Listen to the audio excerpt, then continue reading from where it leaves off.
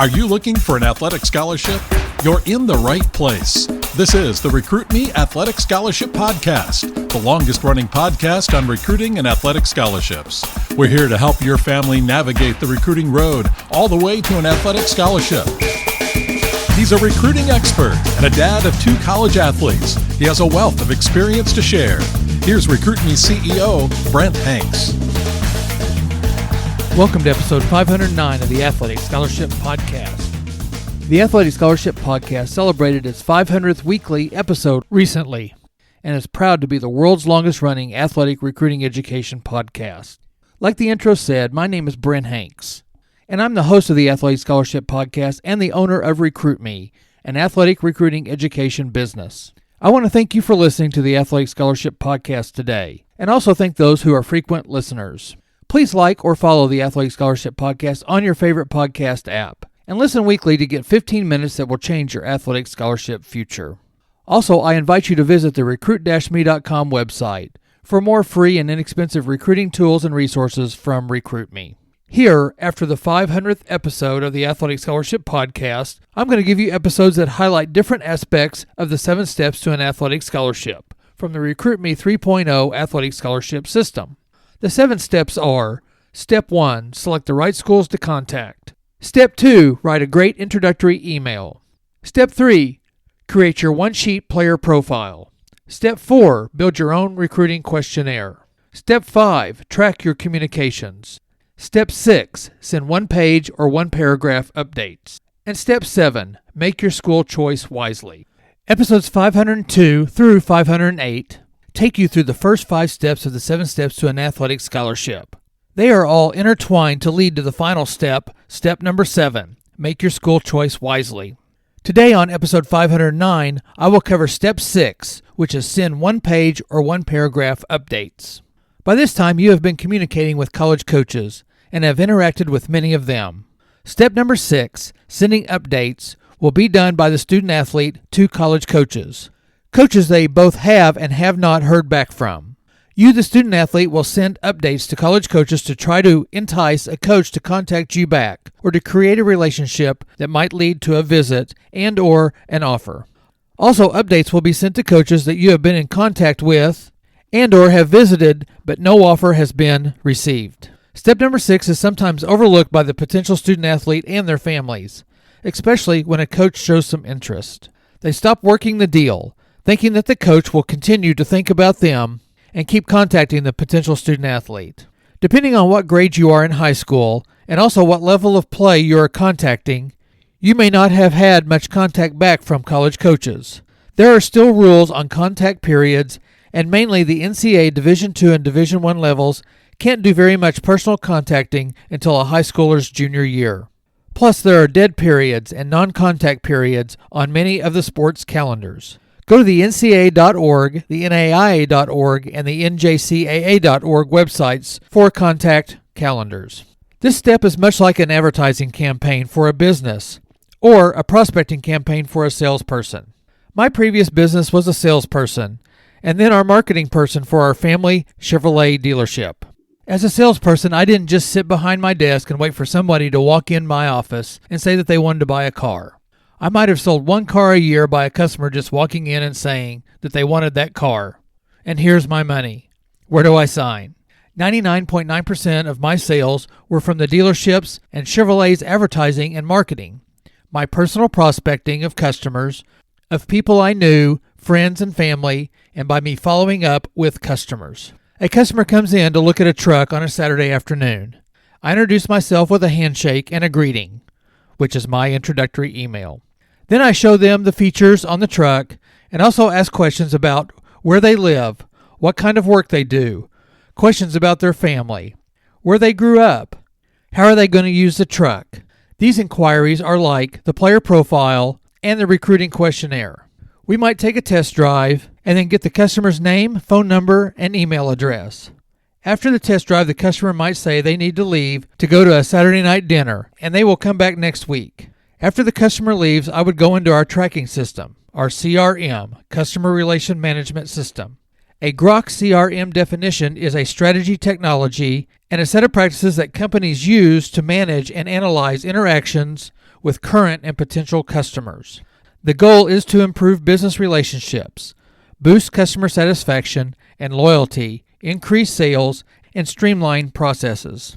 The CRM is like step number 5, track your communications. When I got a customer or a lead, I typed the customer's information and created a follow-up plan on calendars to contact them back. I had a plan on what information I was going to give to the customer and what questions I was going to ask and how I was going to contact them. My plan was to make sure the customer knew I cared about them as a customer, that I would take care of them after the sale, and that I would appreciate their business. See, in the car and truck business, there are many dealerships, and we basically are selling the same products, the same truck. So I had to give the customer a reason to buy and spend $50,000 or $70,000 of their hard-earned money with me. In the recruiting world, I tell potential student athletes that there is another athlete basically just like them. A recruit that has the same size, the same strength, the same speed, the same velocity, or will take the same scholarship package. So now, what makes you different? Many times in both sales and in recruiting, it's the salesperson or the recruit that makes the customer's or the coach's decision easier. RecruitMe promotes that you recruit colleges to recruit you. That is why all of the research, the prepping, and making a college school list is a major part of your recruiting plan. All of your work will help you to communicate effectively when the time comes. Step 6 in the RecruitMe 3.0 system manual says to make sure that you stay in touch with coaches. Do it proactively. If you stop communicating with coaches, they will assume that you have lost interest. Respond to every communication a coach gives you, even if you don't have much interest in that school. You don't want to eliminate any schools until you make your final decision, especially now in the transfer portal era. You'll be surprised how many offers you thought would materialize, and then they never do. And a school that was not on the top of your list moves up. When should you send an update? Before and after every season. Send the coach your contact information, your high school or club coach's information, and then why you are excited to play for that school. Follow up in a few days with your schedule and invite them to watch you in person or online if that is an option. Depending on your sport and your season, you should send coaches updates on your performances. You can send a tournament summary or a couple of tournaments with your results. Don't forget to have someone video your performances, and then you need to edit your highlights in less than 1 minute to up to 1 minute videos. When you, the student athlete, put together and edit your videos, remember to put your best clips first. And also, you don't need music, special effects, or slow motion. Besides your start or the end of your season and your competitive schedule, you need to send updates to colleges when you get an academic or an athletic honor or an award, when you get test scores, an ACT or SAT score, or a GPA update. Acknowledgments like Honor Society, Academic All-Conference or All-State, and an All-Tournament team or an All-Conference or All-District or All-State athletic award, a school or club record-setting achievement, and an article in the newspaper or on social media highlighting you, the student athlete. These are all great prompts for you to send an update. Don't dump all your achievements into one long update. Break them up into small, quick bites for the college coach to see many times. When I did advertising for our Chevrolet dealership, I wanted to have one message per ad. We did a lot of 30-second radio ads. So one ad might be a weekend sale as a subject. Another might be our great service department. Another ad about our low-pressure sales team, and another about our large inventory. Today, most potential student athletes use DMs with their social media, and that's great to use, but don't leave out text, emails, and maybe even a little snail mail. Emails are still a way coaches communicate, and they and you can keep your emails organized and easy to find if you have to go back to see past communications. Here's an example of a short update to a coach. Dear Coach Smith, I just received my SAT scores and wanted to let you know so that you can update my file. My scores were, put in your scores. Thank you for your continued interest in me. I'm still interested in being a Bearcat. I will continue to update you on my athletic and academic accomplishments this season. Here's one of Sutton's follow-up updates to a college at the end of his summer season between his junior and senior year of high school. Sutton had already sent out his introductory email and his player profile and some videos. I just attended a college baseball prospects showcase on 7/26/2021 at McKendree University. I did the hitting and outfield sessions. My showcase stats are a 6.3 second 60-yard dash, a 3.43 second 30-yard dash, 85 mile an hour outfield throw, and 84 mile an hour exit velocity off a tee. I followed up at a school workout on 7/28/2021 and ran a 6.47 second 60-yard dash. I also attended a prospect camp at Benedictine College and ran a 7.46 home to second and jumped a 9 feet 9 inch standing broad jump. My exit velo was 86 miles an hour and my arm strength was 82 miles per hour. I would like to visit, and then he put in the college, or attend a showcase or a prospect camp where I could meet you. I have been visiting campuses and talking to coaches since I have some time this fall. Sutton Hanks, class of 2022, Ozark, Missouri. Then he put his phone number and email address and his coach's contact information. By Parker and Sutton working on steps 1 through 6, they both got invites to college visits. Parker to Arkansas, Missouri State, Kansas, Iowa, Drury University, and Northwestern. Sutton to Westminster, Benedictine, William Woods, McKendree, and Columbia College. They both recruited colleges to recruit them.